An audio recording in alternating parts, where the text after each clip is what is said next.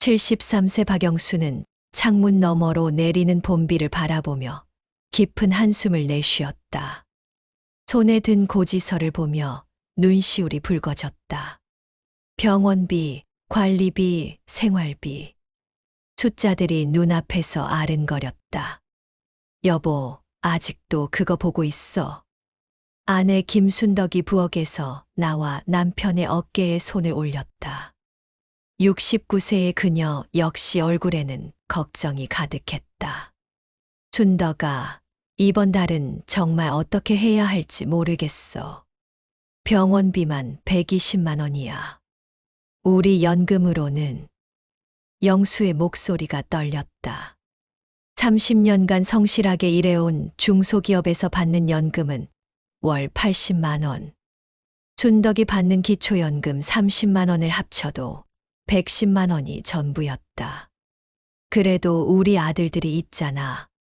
순덕이 조심스럽게 말했지만 영수의 표정은 더욱 어두워졌다.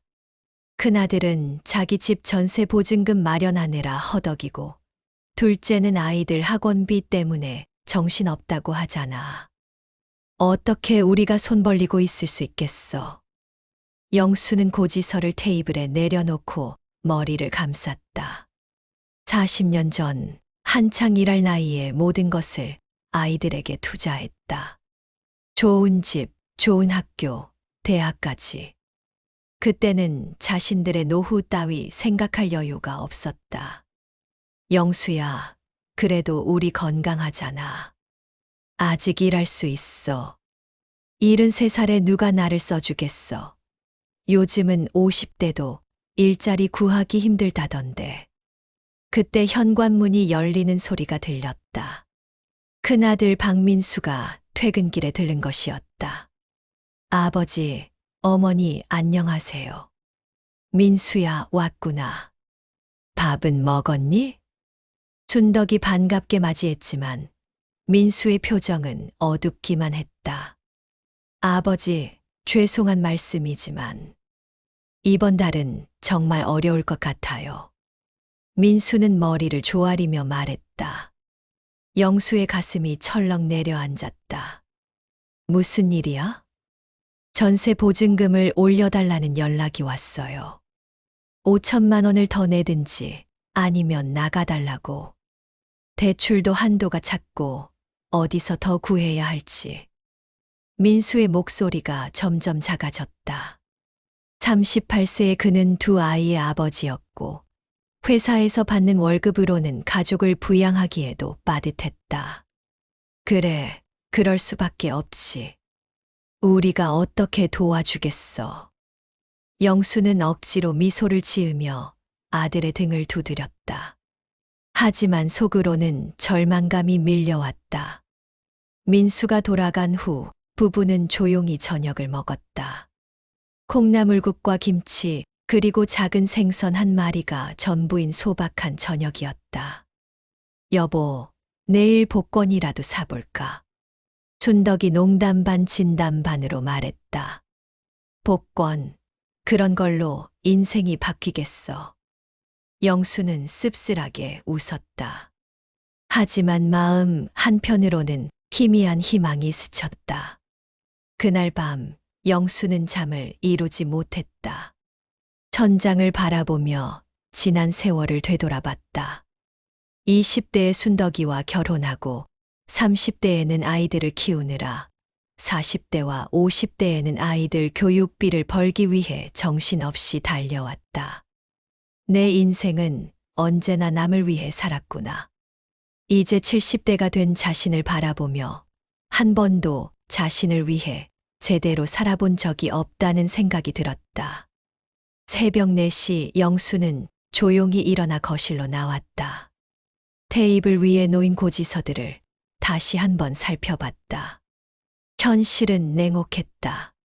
하나님, 저에게도 한 번의 기회를 주십시오. 영수는 두 손을 모으고 간절히 기도했다. 그 모습을 부엌 문틈으로 바라보던 순덕이의 눈에서 눈물이 흘러내렸다. 제2부 우연한 만남, 운명의 편의점.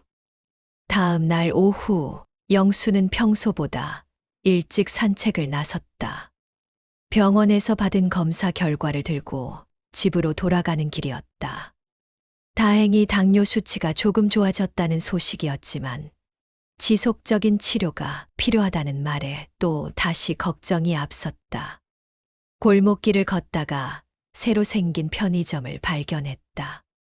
행운 편의점이라는 간판이 눈에 들어왔다. 행운이라. 영수는 혼잣말을 하며 편의점으로 들어갔다. 젊은 사장이 친절하게 인사했다. 어서 오세요. 뭘 찾으세요? 음료수 하나 주세요. 영수가 냉장고에서 이온음료를 꺼내는데 계산대 옆에 진열된 복권들이 눈에 들어왔다. 로또 복권부터 연금 복권까지 다양한 종류가 있었다. 사장님, 저 복권 중에 어떤 게 제일 좋은가요? 아, 복권에 관심 있으세요? 요즘 연금 복권이 인기예요. 1등 당첨되면 매월 700만 원씩 20년간 받을 수 있거든요. 사장의 설명을 들으며 영수의 마음이 조금씩 움직이기 시작했다. 그런데 당첨 확률은 어떻게 되나요? 솔직히 말씀드리면 확률은 높지 않아요. 하지만 꿈을 사는 거라고 생각하시면 돼요. 여기 우리 동네에서도 작년에 3등 당첨자가 나왔어요. 영수는 잠시 망설이다가 지갑을 꺼냈다. 그럼 연금 복권 5장 주세요. 5장이요. 좋은 선택이세요. 사장이 밝게 웃으며 복권을 건넸다. 영수는 5천 원을 지불하고 복권을 받았다. 손에 쥔 작은 종이 조각들이 유난히 무겁게 느껴졌다. 집으로 돌아가는 길에 영수는 복권을 한 장씩 들여다봤다. 숫자들이 나열되어 있을 뿐이었지만 왠지 모를 기대감이 생겼다. 여보, 뭐 사왔어? 춘덕이 영수의 손에 든 복권을 보고 물었다. 아, 그냥 연금 복권 몇 장 샀어. 연금 복권. 갑자기 웬 복권이야? 춘덕이 의아한 표정을 지었다. 그냥 혹시 모르잖아. 만약에라도 당첨되면. 영수는 말끝을 흐렸다. 사실 자신도 왜 복권을 샀는지 정확히 설명할 수 없었다. 그래, 가끔은 그런 희망도 필요하지. 춘덕이 남편의 어깨를 다독이며 말했다. 그날 저녁 영수는 복권 당첨 결과를 확인하는 방법을 인터넷에서 찾아봤다. 스마트폰 사용이 서툴렀지만 둘째 아들이 알려준 방법을 떠올리며 조심스럽게 조작했다. 이게 맞나? 화면에 당첨 번호가 나타났다. 영수는 안경을 끼고 자신의 복권과 하나씩 대조해봤다. 첫 번째 복권 꽝, 두 번째 복권 꽝, 세 번째 복권 꽝, 네 번째 복권 꽝, 마지막 5번째 복권을 확인할 때였다. 영수의 손이 떨리기 시작했다. 이거 뭐야? 첫 번째 숫자가 일치했다. 두 번째도 맞았다. 세 번째, 네 번째, 5번째까지. 순덕아. 영수가 큰 소리로 아내를 불렀다. 순덕이 놀라서 뛰어왔다. 왜 그래? 무슨 일이야? 이거 당첨된 것 같아. 영수의 목소리가 떨렸다. 순덕이 남편 옆에 앉아 함께 화면을 들여다봤다. 정말 당첨된 거야? 5등. 아니 4등. 잠깐 다시 확인해보자. 영수는 여러 번 숫자를 대조해봤다. 틀림없었다. 4등에 당첨된 것이었다. 4등이면 얼마야? 50만 원이야. 50만 원. 부부는 서로를 껴안고 기뻐했다. 비록 큰 금액은 아니었지만 절망에 빠져 있던 그들에게는 단비 같은 소식이었다. 여보, 이거 혹시 실수한 건 아니지? 춘덕이 아직도 믿어지지 않는다는 표정으로 물었다. 아니야, 분명해. 내일 당장 복권방에 가서 확인해 보자. 그날 밤 부부는 오랜만에 설렘으로 잠들지 못했다. 50만 원이라는 돈이 이들에게는 큰 위안이 되었다. 다음 날 아침 영수는 새벽부터 일어나 복권방이 열기를 기다렸다. 9시가 되자마자 복권방으로 달려가 당첨을 확인받았다. 축하드려요. 정말 4등에 당첨되셨네요. 복권방 사장의 축하 인사에 영수의 얼굴에 환한 미소가 떠올랐다. 감사합니다. 정말 감사합니다. 50만 원을 받아든 영수는 마치 꿈을 꾸는 것 같았다. 집으로 돌아가는 길에 그는 생각했다. 이게 시작일까? 혹시 더 큰 행운이 기다리고 있는 건 아닐까? 제3부 작은 희망의 불씨. 연속된 기적. 50만 원의 당첨금을 받은 후 영수의 일상에 작은 변화가 생겼다. 매주 정기적으로 편의점을 찾아 복권을 사기 시작한 것이다. 또 오셨네요. 이번에는 뭘로 드릴까요? 행운 편의점 사장 김대수가 반갑게 인사했다. 30대 중반의 그는 영수를 단골 손님으로 여기고 있었다. 이번에도 연금 복권 5장 주세요. 어르신, 혹시 저번에 당첨된 것 또 나왔어요? 대수가 호기심 어린 표정으로 물었다. 지난주에 5등 한 번 더 나왔어요. 5만 원이지만 그래도 기분이 좋더라고. 영수는 환하게 웃으며 대답했다. 실제로 지난 2주 동안 작은 당첨이 연속으로 이어지고 있었다. 우와, 어르신 진짜 복 받으시나 봐요. 여기서 이렇게 연속으로 당첨되는 분은 처음이에요.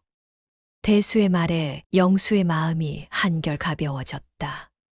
집으로 돌아가는 길에 영수는 휴대폰으로 둘째 아들 민철에게 전화를 걸었다. 아버지, 무슨 일이세요? 민철아, 아버지가 요즘 복권에서 조금씩 당첨되고 있어. 큰 돈은 아니지만. 복권이요. 아버지가 복권을 사세요. 민철의 목소리에 놀라움이 섞여 있었다. 응, 그냥 심심풀이로 시작했는데 신기하게 계속 당첨이 되네. 아버지, 복권은 도박이에요. 조심하셔야 해요. 민철의 걱정스러운 목소리에 영수는 잠시 말을 멈췄다. 도박이라니. 그냥 작은 돈으로 희망을 사는 거야. 그래도 너무 빠지지 마세요. 복권은 결국 잃는 게 더 많다고 하잖아요. 전화를 끊은 후 영수는 복잡한 심경이 되었다. 아들의 말도 일리가 있었지만 요즘 느끼는 작은 희망을 포기하고 싶지 않았다. 집에 도착하자 순덕이 부엌에서 저녁 준비를 하고 있었다. 여보, 민철이가 뭐라고 하던 복권 그만 사라고 하네. 도박이라고. 도박이라. 그래도 우리가 큰 돈을 쓰는 것도 아니고 작은 재미 정도인데. 순덕이도 남편의 편을 들어줬다. 실제로 영수가 복권을 시작한 후 집안 분위기가 많이 밝아졌기 때문이다. 그날 저녁 영수는 새로 산 복권의 결과를 확인했다.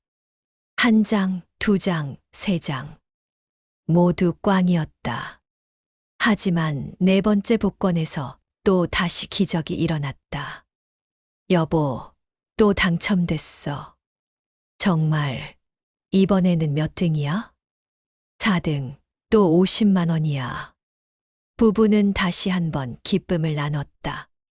이제 복권을 시작한 지 한 달도 안 되어 총 105만 원을 벌어들인 셈이었다. 이상해. 이렇게 계속 당첨될 수가 있나? 순덕이 신기해하며 말했다.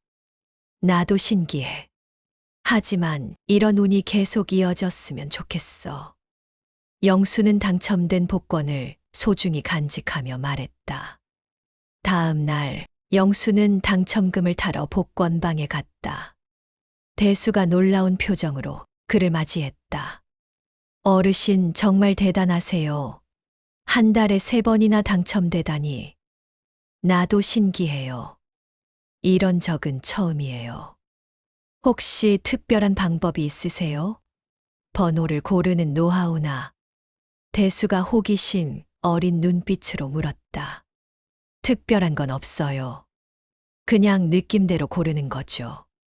영수는 겸손하게 답했지만 속으로는 자신에게 특별한 운이 따르고 있다는 확신이 들었다.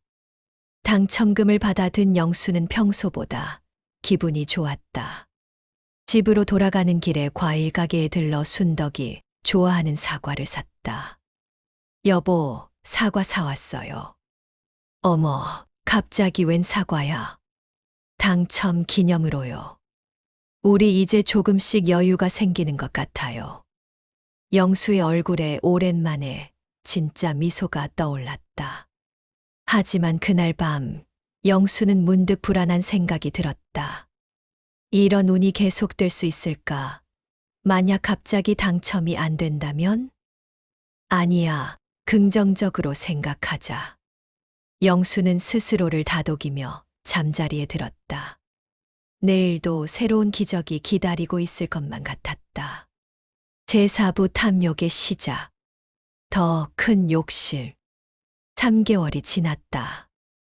영수의 복권 당첨은 계속 이어졌다. 작은 당첨이 대부분이었지만 가끔씩 3등이나 4등에도 당첨되어 총 300만 원 정도의 수익을 올렸다. 여보, 이제 병원비 걱정은 안 해도 될 것 같아. 순덕이 가계부를 정리하며 밝게 말했다. 그러게. 이렇게 운이 좋을 줄 몰랐어. 영수는 만족스러운 표정을 지었다. 하지만 마음 한편으로는 더 큰 욕심이 생기기 시작했다. 만약 1등에 당첨된다면? 연금 복권 1등 당첨금은 매월 700만 원씩 20년간 받는 것이었다. 총 16억 8천만 원이라는 천문학적인 금액이었다. 사장님, 오늘은 10장 주세요. 평소보다 2배 많은 복권을 주문하는 영수를 보고 대수가 놀란 표정을 지었다. 10장이요. 평소보다 많이 사시네요. 요즘 운이 좋으니까 한 번 더 시도해 보려고요. 좋습니다. 어르신 운이면 이번에도 분명 좋은 결과 있을 거예요. 대수는 환하게 웃으며 복권을 건넸다. 집으로 돌아가는 길에 영수는 복권들을 하나씩 들여다봤다. 각각의 번호가 모두 다르고 특별해 보였다. 여보, 오늘은 10장이나 샀어. 순덕이 남편의 손에 든 복권들을 보고 걱정스러운 표정을 지었다. 응, 요즘 운이 좋으니까 한 번 더 크게 해보는 거야. 그래도 너무 많은 거 아니야? 10장이면 1만 원이잖아. 괜찮아. 이미 300만 원이나 벌었는데 1만 원 정도야. 영수의 태도가 예전과는 달라져 있었다. 처음에는 조심스럽게 5천 원어치만 사던 그가 이제는 당연하다는 듯이 1만 원을 쓰고 있었다. 그날 저녁 당첨번호가 발표됐다. 영수는 평소보다 더 긴장하며 복권들을 하나씩 확인했다. 1장 꽝, 2장 꽝, 3장 5등 당첨 5만 원, 4장 꽝, 5장 꽝, 6장 4등 당첨 50만 원, 7장 꽝, 8장 꽝, 9장 꽝, 10장 꽝, 총 55만 원의 당첨금이었다. 1만 원을 투자해서 55만 원을 벌어들인 셈이었다. 여보, 대박이야. 이번에는 55만 원. 정말. 10장 사길 잘했네. 부부는 기뻐했지만 영수의 마음속에는 아쉬움이 남았다. 1등은 언제쯤 될까? 다음 주 영수는 더욱 과감해졌다. 사장님, 이번에는 20장 주세요.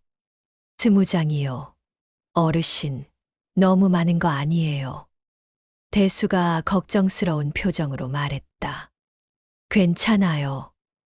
요즘 운이 정말 좋거든요. 그래도 적당히 하시는 게. 사장님, 걱정 마세요. 저도 분수는 알아요.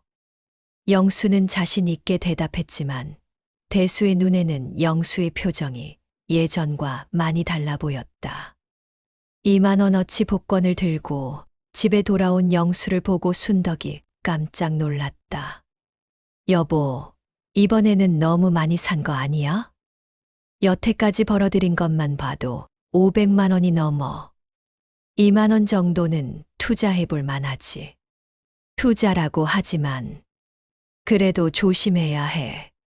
순덕이의 걱정에도 불구하고 영수는 확신에 차 있었다. 그날 밤 당첨 결과를 확인하는 영수의 손이 떨렸다.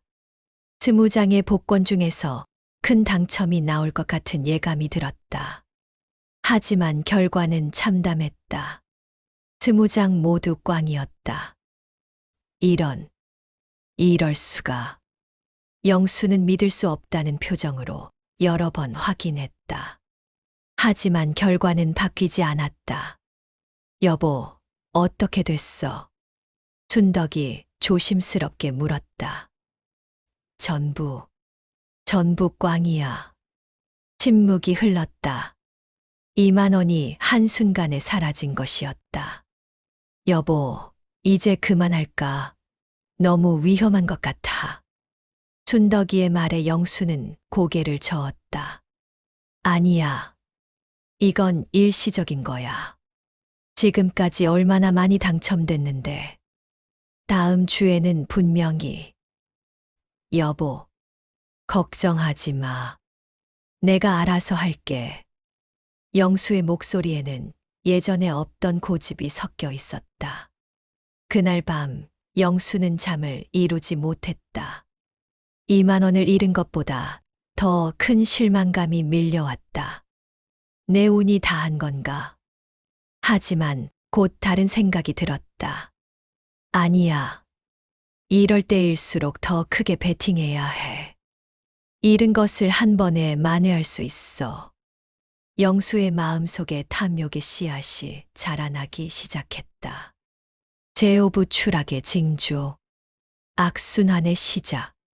그 다음 주 영수는 더욱 많은 돈을 들고 편의점을 찾았다. 사장님, 30장 주세요. 30장이요. 어르신, 정말 괜찮으세요? 대수의 얼굴에 걱정이 역력했다. 지난주에 조금 실수했을 뿐이에요. 이번에는 분명히 대박 날 거예요. 영수의 눈빛이 예전과 달라져 있었다. 차분했던 모습은 사라지고 조급함과 욕심이 가득했다. 어르신, 복권은 재미로 하는 거지. 너무 큰 돈을 걸면 안 돼요. 사장님이 뭘 아세요? 제가 지금까지 얼마나 많이 당첨됐는지 아세요? 영수의 목소리가 높아졌다. 대수는 어쩔 수 없이 복권을 건넸다. 집에 돌아온 영수를 본 순덕이 깜짝 놀랐다. 여보, 이게 다 뭐야? 30장이야. 이번에는 정말 큰 거 한 번 터뜨려 볼 거야. 3만 원이나 썼다고. 여보, 너무 심한 거 아니야? 순덕이의 목소리에 걱정이 가득했다. 걱정하지 마. 내가 계산해 봤는데 확률상 이번에는 분명히. 확률. 여보, 복권이 확률로 되는 게 아니잖아. 당신은 몰라. 내가 지금까지 당첨된 패턴을 분석해 봤거든. 영수는 이상한 자신감을 보이고 있었다. 그날 밤 당첨 결과가 발표됐다. 영수는 떨리는 마음으로 복권들을 하나씩 확인했다. 한 장, 두 장, 세 장, 10장까지 모두 꽝이었다. 아직 20장이 남았어. 영수는 자신을 다독이며 계속 확인했다. 11장, 12장, 13장, 20장까지도 모두 꽝이었다. 이럴 리가 없어. 영수는 믿을 수 없다는 표정으로 남은 10장을 확인했다. 21장 꽝, 22장 꽝, 30장 꽝. 모든 복권이 꽝이었다. 3만 원이 한순간에 사라진 것이었다. 여보, 어떻게 됐어? 춘덕이 조심스럽게 물었다. 전부 꽝이야. 영수의 목소리가 떨렸다. 지금까지 벌어들인 돈을 계산해 보니 450만 원 정도였는데, 지난 2주 동안 5만 원을 잃었다. 여보, 이제 정말 그만하자. 이상해졌어. 아니야, 이건 일시적인 거야. 운이라는 게 원래 그런 거잖아. 여보, 내일 당장 더 많이 사서 한 번에 만회할 거야. 영수의 말에 순덕이 깜짝 놀랐다. 더 많이? 여보, 정신 차려. 당신은 몰라. 내가 얼마나 연구했는데. 영수가 처음으로 아내에게 소리를 질렀다. 순덕이는 남편의 변한 모습에 충격을 받았다. 다음 날 영수는 50장의 복권을 샀다. 5만 원이라는 큰 돈이었지만 그는 이번에야말로 대박이 날 것이라고 확신했다. 결과는 또다시 참담했다. 50장 중에서 5등 한 장만 당첨되어 5만 원을 잃었다. 이제 총 손실이 10만 원이 되었다. 여보, 제발 그만해. 이상해지고 있어. 순덕이 간절히 말했지만 영수는 듣지 않았다. 다음 주에는 100장을 살 거야. 그러면 분명히 100장 10만 원이라고. 여보, 정말 그만해. 순덕이 남편의 팔을 붙잡았다. 놔, 내가 알아서 할게. 영수가 아내의 손을 뿌리치며 소리쳤다. 그날 밤 순덕이는 큰아들 민수에게 전화를 걸었다. 민수야, 아버지가 요즘 너무 이상해졌어. 왜요?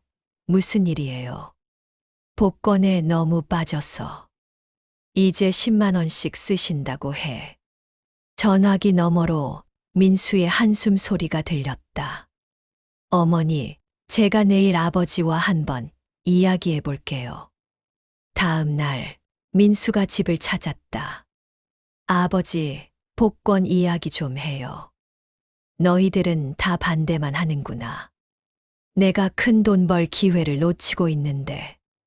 아버지, 복권은 도박이에요. 이렇게 계속하시면 큰일 나요. 도박이라고? 이건 투자야, 투자. 투자라고요? 아버지, 정신 차리세요. 부자간에 큰 소리가 오갔다. 결국 민수는 아무것도 해결하지 못한 채 집을 떠났다. 그날 밤 영수는 혼자 방에 앉아 생각했다. 모두들 내 운을 믿지 않는구나. 하지만 나는 안다. 곧 대박이 날 것을. 영수의 마음속에 탐욕이 더욱 깊이 뿌리를 내리고 있었다. 제6부 파국의 전주. 숨겨진 비밀. 한 달이 더 지났다. 영수의 복권 구입은 걷잡을 수 없이 커져만 갔다. 이제 주당 20만 원씩 쓰고 있었다.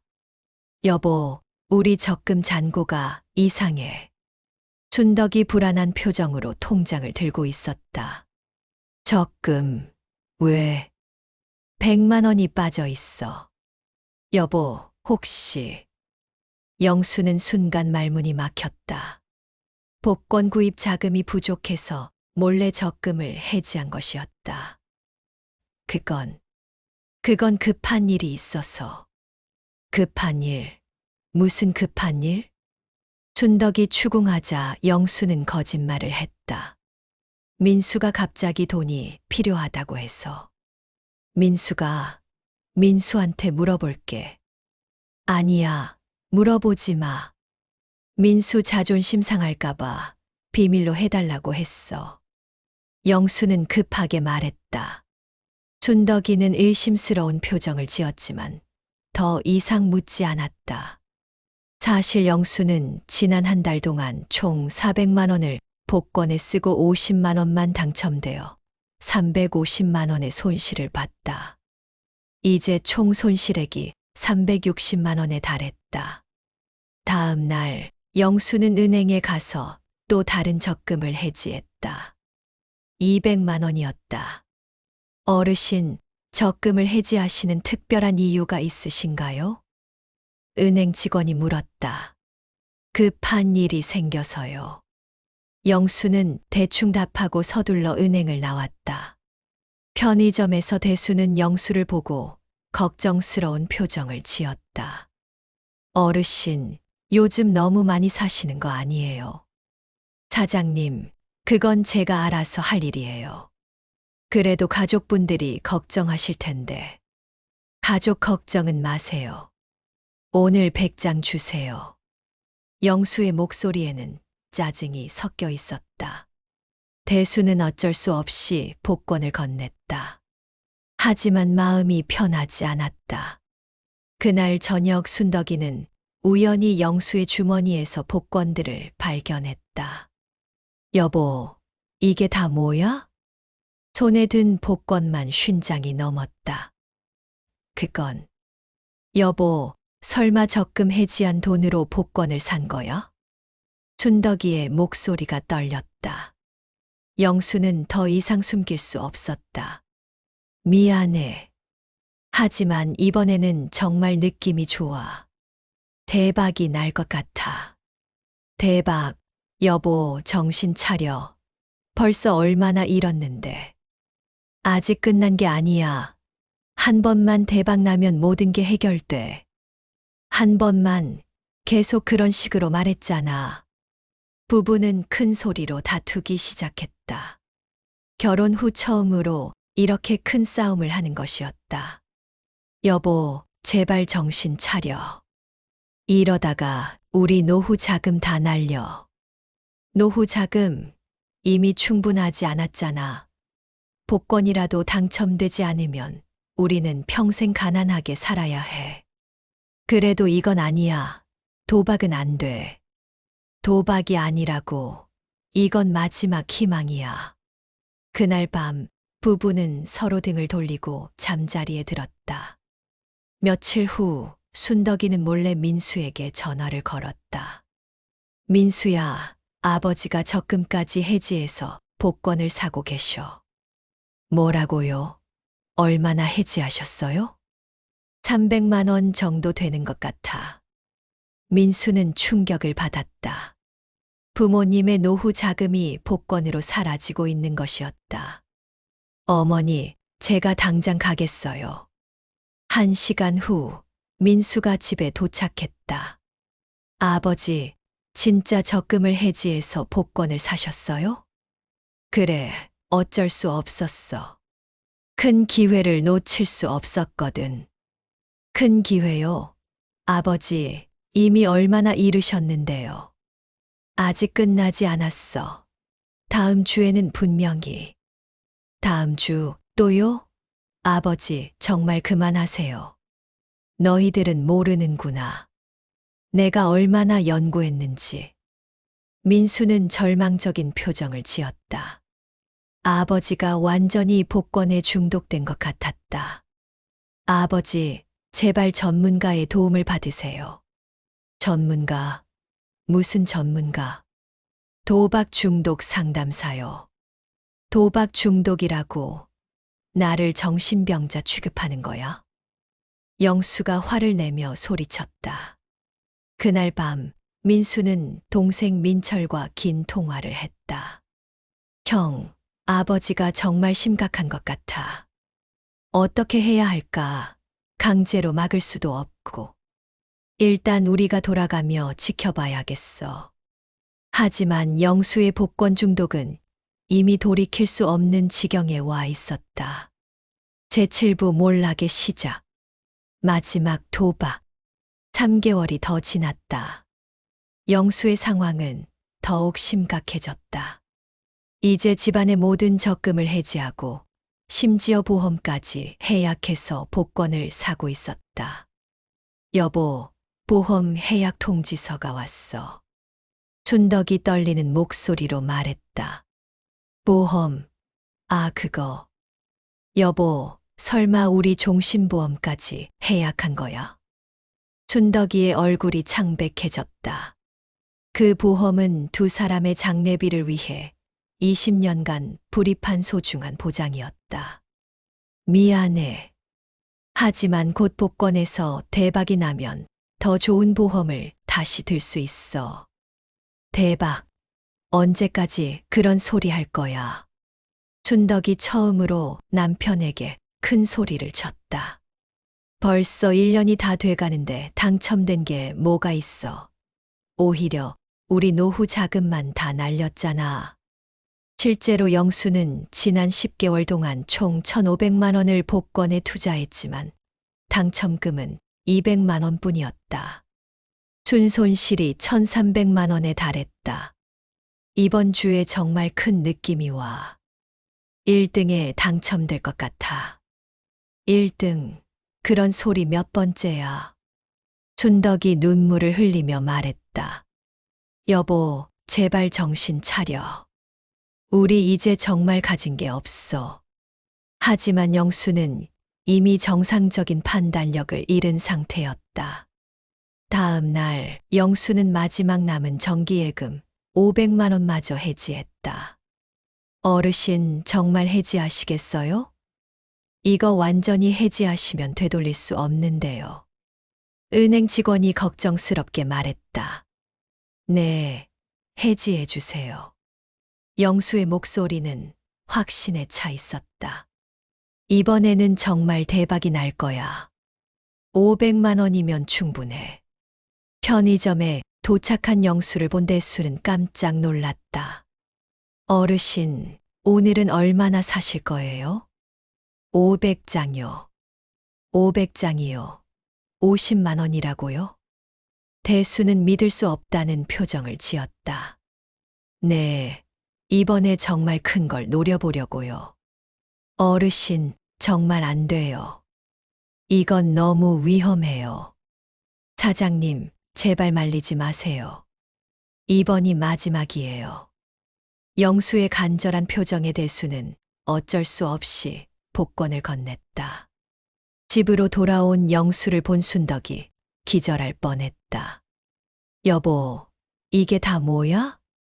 500장이야. 이번에는 정말 1등이 나올 거야. 500장, 50만 원? 순덕이 주저앉으며 울기 시작했다. 여보, 우리 이제 정말 끝났어. 가진 돈이 하나도 없어. 울지 마. 내일이면 모든 게 해결돼. 영수는 확신에 차서 말했다. 그날 밤 당첨 번호가 발표됐다. 영수는 떨리는 손으로 복권들을 하나씩 확인하기 시작했다. 한 장 꽝, 2장 꽝, 3장 꽝, 100장까지 확인했지만 모두 꽝이었다. 아직 400장이 남았어. 영수는 식은땀을 흘리며 계속 확인했다. 101장 꽝, 102장 꽝, 200장까지도 모두 꽝이었다. 이럴 리가 없어. 영수의 목소리가 떨렸다. 201장부터 확인하기 시작했다. 하지만 300장까지도 모두 꽝이었다. 마지막 200장. 분명히 여기에 있을 거야. 하지만 400장, 450장, 480장. 마지막 500장까지 모두 꽝이었다. 안 돼, 안 돼. 영수는 바닥에 주저앉으며 소리쳤다. 50만 원이 한순간에 사라진 것이었다. 춘덕이는 남편의 모습을 보며 절망했다. 여보, 이제 정말 어떻게 해? 영수는 대답할 수 없었다. 이제 정말로 집안에 가진 돈이 하나도 없었다. 다음 날 순덕이는 두 아들을 모두 불러 가족회의를 열었다. 아버지가 우리 노후 자금을 모두 복권에 써버렸다. 민수와 민철은 충격을 받았다. 얼마나요? 1,500만 원 정도. 형제는 말을 잃었다. 부모님의 평생 모아둔 노후 자금이 모두 사라진 것이었다. 아버지, 정말 더 이상은 안 돼요. 민수가 간절히 말했다. 나도 알아. 하지만 어떻게 해? 이미 다 잃었는데. 영수는 넋이 나간 상태였다. 그날 밤 영수는 혼자 방에 앉아 생각했다. 내가 뭘 했지? 평생 모은 돈을 다 날렸네. 이제서야 현실을 깨달은 영수의 눈에서 눈물이 흘러내렸다. 제8부 절망의 나날, 바닥에서의 깨달음. 복권으로 모든 것을 잃은 후 영수 가족의 생활은 완전히 바뀌었다. 연금 110만 원으로는 병원비와 생활비를 감당할 수 없었다. 여보, 이번 달 병원비는 어떻게 해? 춘덕이 걱정스러운 표정으로 물었다. 모르겠어. 정말 모르겠어. 영수는 힘없이 대답했다. 복권 중독에서 벗어난 지 한 달이 지났지만 아직도 현실을 받아들이기 힘들었다. 그날 오후 민수가 집을 찾았다. 아버지, 어머니, 안녕하세요. 민수야, 왔구나. 춘덕이 반갑게 맞이했지만 표정이 밝지 않았다. 아버지, 제가 당분간 매월 50만 원씩 드릴게요. 민수가 봉투를 내밀었다. 민수야, 그러면 안 돼. 너희도 살기 힘든데. 영수가 고개를 저었다. 아버지, 저희가 도와드리지 않으면 어떻게 해요? 민수의 말에 영수는 더욱 죄책감을 느꼈다. 내가 자식들에게 짐이 되고 있구나.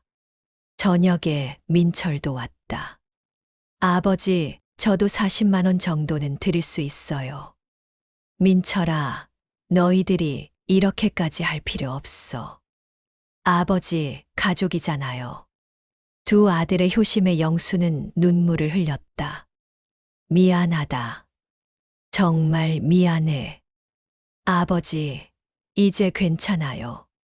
다시 시작하면 돼요. 하지만 73세의 영수에게 다시 시작한다는 것은 쉽지 않았다. 며칠 후 영수는 혼자 산책을 나섰다.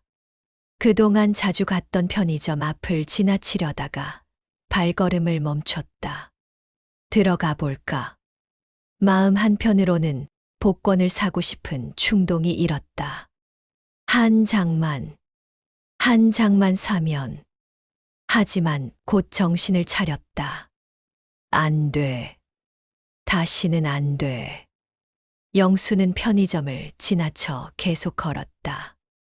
공원에 도착해서 벤치에 앉았다. 주변에는 자신과 비슷한 나이의 노인들이 많았다. 영수 씨 아니세요? 옆에 앉은 노인이 말을 걸었다. 아, 네. 안녕하세요. 저는 이웃에 사는 김철수라고 합니다. 가끔 산책하다 뵀어요. 아, 네. 반갑습니다. 요즘 어떻게 지내세요? 철수의 질문에 영수는 잠시 망설였다. 그냥 그렇게 지내고 있어요. 저는 요즘 아르바이트를 시작했어요. 아르바이트요? 네, 아파트 관리사무소에서 택배 분류하는 일이에요. 시간당 9,000원인데 하루 4시간씩 하니까 월 70만 원 정도 벌어요. 철수의 말에 영수의 눈이 반짝였다. 70살이 넘어서도 일할 수 있나요? 물론이죠. 요즘은 일할 의지만 있으면 나이는 큰 문제가 안 돼요. 그날 저녁 영수는 순덕과 이야기를 나눴다. 여보, 나도 일을 해볼까? 일을 한다고. 73살에. 공원에서 만난 분이 75살인데 아르바이트를 하고 있다더라고. 순덕이 남편을 바라봤다. 오랜만에 보는 의욕적인 모습이었다. 그래, 해봐. 아무것도 안 하는 것보다는 낫겠지. 다음 날 영수는 아파트 관리사무소를 찾았다. 택배 분류 일을 구한다고 들었는데요. 아, 그러세요? 나이가 어떻게 되세요? 73살입니다. 관리소장이 잠시 망설였다. 일이 좀 힘들 수도 있는데 괜찮으세요?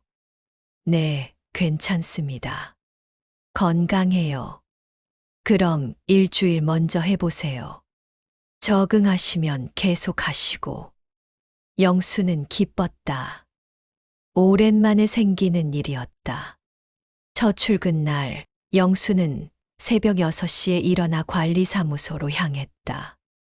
안녕하세요. 아, 어르신 오셨네요. 이쪽으로 오세요. 택배 분류는 생각보다 힘들었다. 무거운 박스들을 옮기고 동호수별로 분류하는 일이었다. 첫날을 마치고 집에 돌아온 영수는 온몸이 쑤셨다. 여보, 괜찮아? 힘들긴 하지만 오랜만에 보람을 느꼈어. 순덕이 남편의 말에 미소를 지었다. 그래, 우리 다시 시작하는 거야. 한 달 후, 영수는 첫 월급 70만 원을 받았다. 여보, 내가 벌었어. 70만 원. 정말 고생했어. 비록 예전에 복권으로 잃은 돈에 비하면 적은 금액이었지만 자신의 노동으로 번 돈이라는 것이 영수에게는 큰 의미였다. 이제 아이들 도움 없이도 조금씩 살 수 있을 것 같아. 영수의 얼굴에 오랜만에 진짜 미소가 떠올랐다. 그날 밤 영수는 일기를 썼다. 오늘 첫 월급을 받았다. 73살에 다시 일을 시작한다는 것이 쉽지 않았지만 내 손으로 번 돈이라는 것이 이렇게 뿌듯할 줄 몰랐다. 복권으로 잃은 돈은 아프지만 이제 정말 새로 시작해야겠다. 재구부 새로운 희망, 진정한 복권. 영수가 택배 분류 일을 시작한 지 6개월이 지났다. 처음에는 힘들었지만 이제는 완전히 적응했다. 젊은 직원들도 영수를 인정하고 있었다. 영수 아저씨, 정말 대단하세요. 우리보다 더 열심히 하시는 것 같아요. 20대 직원 김대호가 감탄하며 말했다. 젊은 사람들이 보고 있는데 부끄럽지 않게 해야지. 영수는 씩씩하게 대답했다. 그날 오후 택배를 분류하던 중 특이한 상황이 발생했다. 아저씨, 이 택배 주인을 못 찾겠어요. 대호가 난감한 표정으로 말했다. 어떤 택배인데? 305호로 온 건데 305호는 공가예요. 이사 간 지 한 달 됐어요. 영수가 택배를 확인해 보니 발송인 주소가 적혀 있었다. 발송인한테 다시 돌려보내야겠네. 그런데 발송인 연락처가 잘못됐어요. 전화도 안 통하고. 영수는 택배를 자세히 살펴봤다. 박스가 꽤 무거웠고 깨지기 쉬운 물건이라는 표시가 붙어 있었다. 일단 관리소에서 보관하자. 나중에 방법을 찾아보고. 하지만 며칠이 지나도 해결책이 없었다. 결국 택배를 반송 처리하기로 했다. 그런데 택배를 포장하던 중 실수로 박스가 바닥에 떨어졌다. 박스가 열리면서 안에 든 물건이 쏟아져 나왔다. 아, 이런. 영수가 급히 물건들을 주워 담으려고 하는데 그 중에 낡은 편지 한 통이 눈에 들어왔다. 편지 겉면에는 아들에게라고 적혀 있었다. 이거 뭘까? 영수는 호기심이 생겼지만 남의 사생활이므로 그냥 박스에 넣으려고 했다. 그런데 편지가 반쯤 열려 있어서 첫 문장이 보였다. 아들아, 아버지가 이 편지를 쓸 때는 이미 병원에서 시한부 선고를 받은 후다. 영수는 깜짝 놀랐다. 시한부 환자가 아들에게 쓴 마지막 편지인 것 같았다. 이런 중요한 편지가 전달되지 않으면 안 되는데. 영수는 고민했다. 택배를 반송하면 발송인이 이미 세상을 떠났을 수도 있고, 그렇다면 이 편지는 영원히 아들에게 전달되지 않을 것이었다. 어떻게 해야 할까? 영수는 택배의 수취인 이름을 다시 확인했다. 박민호라는 이름이었다. 그날 저녁 영수는 이 일을 순덕에게 말했다. 여보, 어떻게 생각해? 이런 중요한 편지를 그냥 반송할 수는 없잖아. 그러게. 아버지의 마지막 편지인데. 내가 직접 찾아봐야겠어. 어떻게? 주변 아파트에서 박민호라는 사람을 찾아보는 거야. 다음 날부터 영수는 퇴근 후 근처 아파트들을 돌아다니며 박민호를 찾기 시작했다. 혹시 박민호라는 분 아세요? 박민호요? 모르겠는데요. 하루, 이틀, 일주일. 쉽지 않았다. 그러던 어느 날, 한 아파트 경비원이 말했다. 박민호요? 우리 아파트에 박민호 씨 있어요.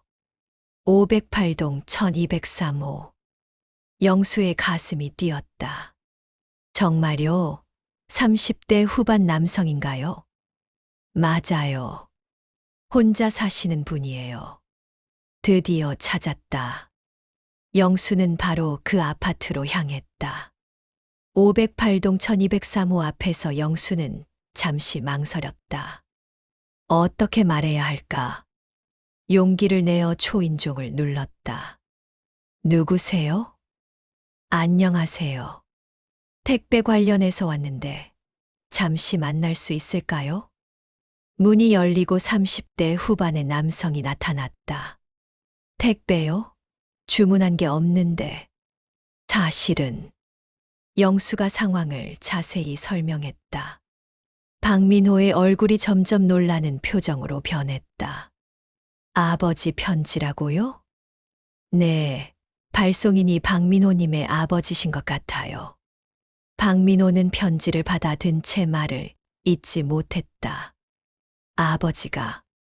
아버지가 작년에 돌아가셨어요. 그럼 이 편지는 마지막 편지네요. 박민호의 눈에 눈물이 고였다. 아버지와 오래 연락을 끊고 지냈어요. 성격 차이로 사이가 좋지 않았거든요. 아버지가 돌아가신다는 소식도 나중에 들었고, 영수는 마음이 아팠다. 편지를 읽어보세요. 박민호는 떨리는 손으로 편지를 펼쳤다. 아들아, 아버지가 이 편지를 쓸 때는 이미 병원에서 시한부 선고를 받은 후다. 너와 마지막으로 싸운 날부터 3년이 지났구나. 아버지가 너무 고집이 셌나 보다. 너의 결혼도 축하해주지 못하고 손자 얼굴도 보지 못한 채 가게 되네. 미안하다. 정말 미안하다. 이 편지와 함께 통장도 보낸다. 내가 어릴 때부터 모아둔 돈이다. 많지는 않지만 손자 교육비에 보태라. 아버지는 항상 너를 사랑했다. 사랑한다. 편지를 다 읽은 박민호는 바닥에 주저앉으며 울기 시작했다. 아버지, 아버지. 영수도 눈물을 흘렸다. 편지와 함께 온 박스 안에는 통장과 도장이 들어 있었다. 아저씨, 정말 감사합니다. 이 편지가 없었다면 천만에요. 당연한 일을 했을 뿐이에요. 그날 밤 집으로 돌아온 영수는 순덕에게 모든 이야기를 했다. 여보, 정말 잘했어. 그 편지가 전달 안 됐다면 얼마나 안타까웠을까. 나도 아버지로서 마음이 아프더라.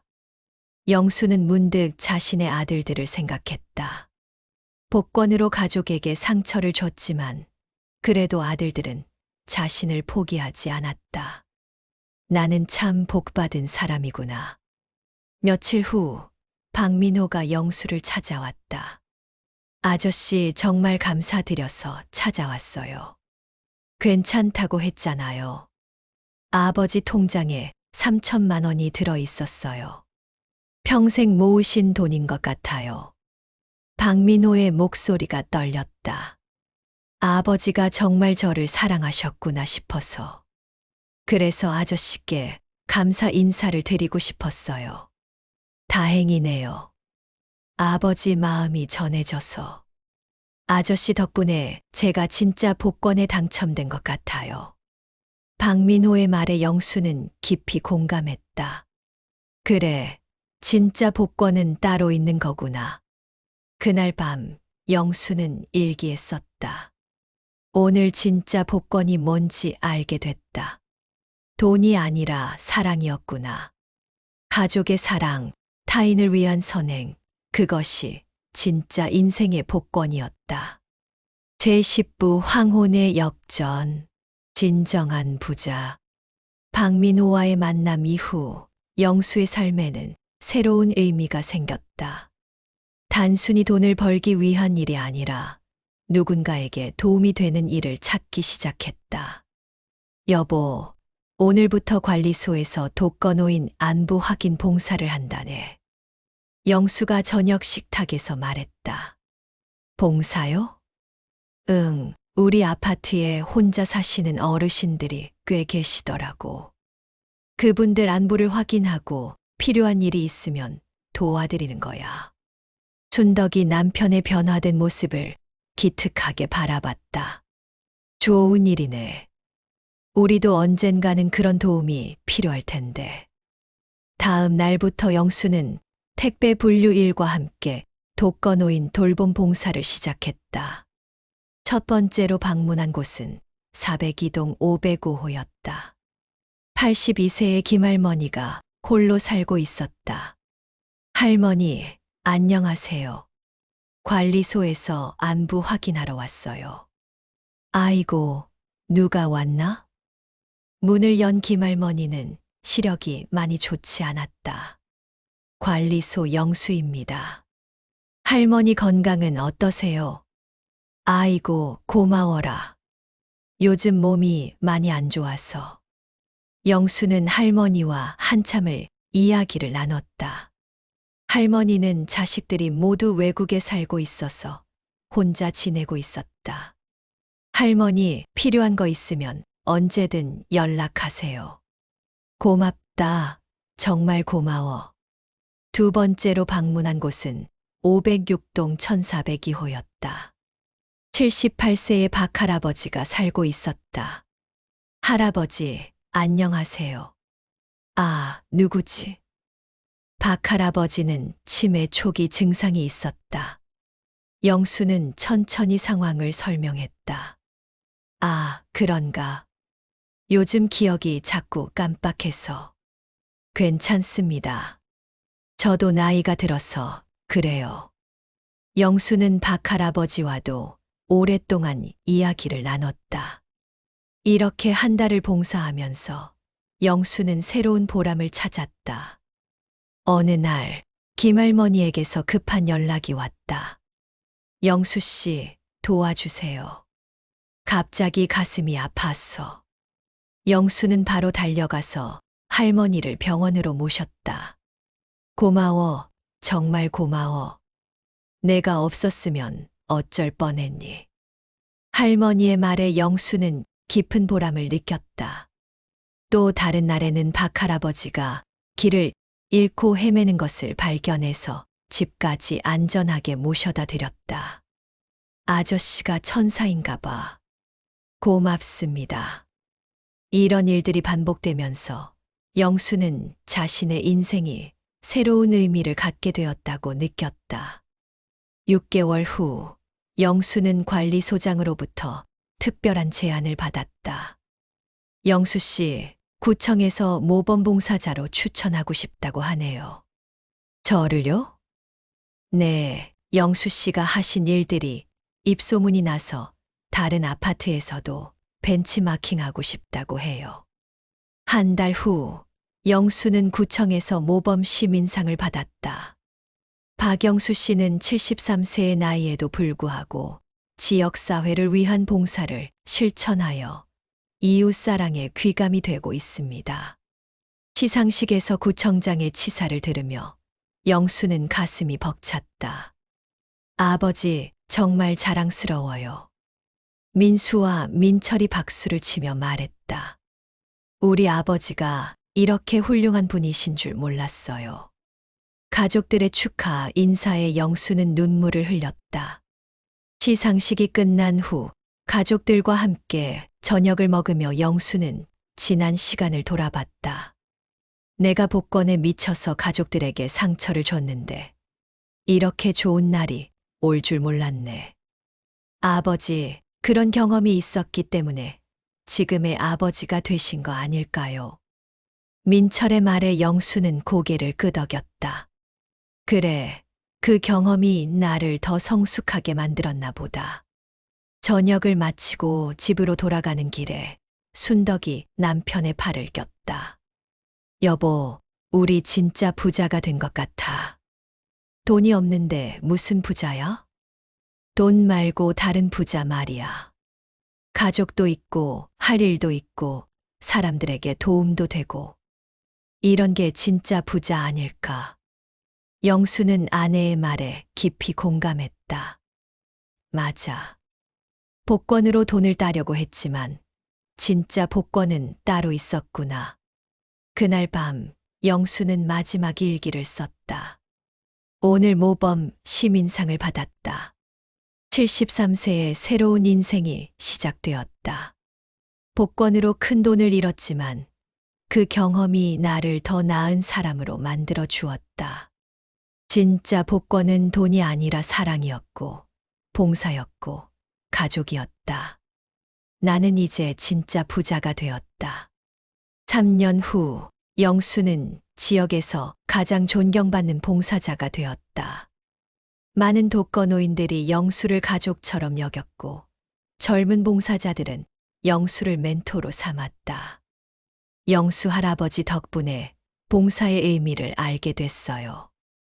대학생 봉사자들이 말했다.